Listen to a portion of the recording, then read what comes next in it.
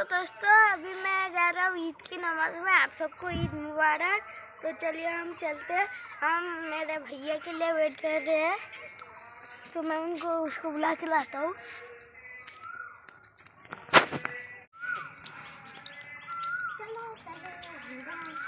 क्या नमाज पढ़ोगी? हाँ, नहीं दुकान में जाओगे? हाँ, क्या हुआ? नमाज पढ़ के जाएगा?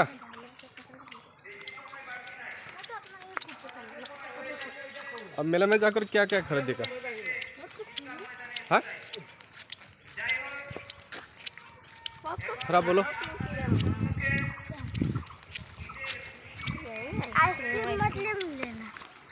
क्या क्या लो? क्या क्या लोगे बोलो? आइसक्रीम तो नहीं है। हाँ, आइसक्रीम तो पता ही हुआ है।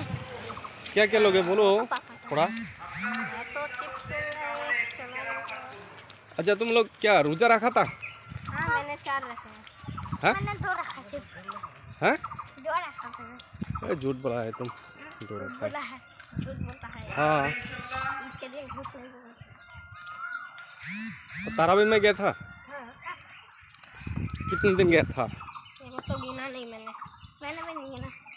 हाँ, मैंने भी नहीं गिना। अरियन तो 3 दिन नहीं गया था। हाँ, उनसे ज़्यादा हो सकता है।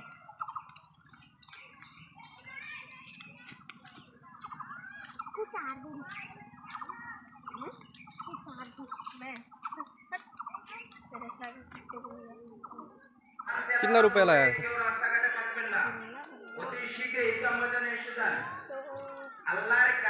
650। हाँ,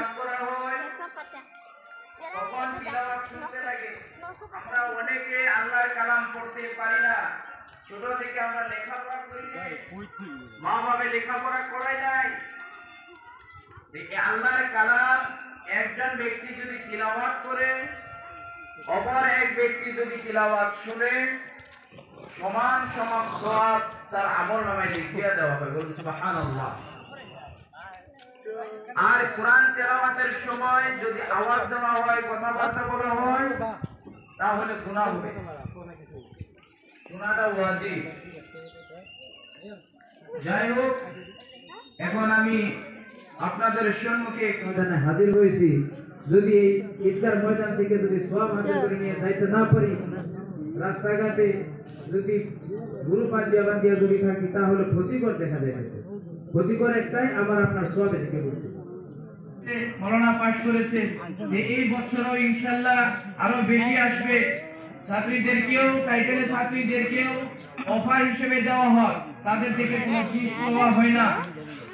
এটা ওভার হিসেবে বহু টাকার বাজেট করে নিজে চালাইছি, বহু টাকার বাজেট করে।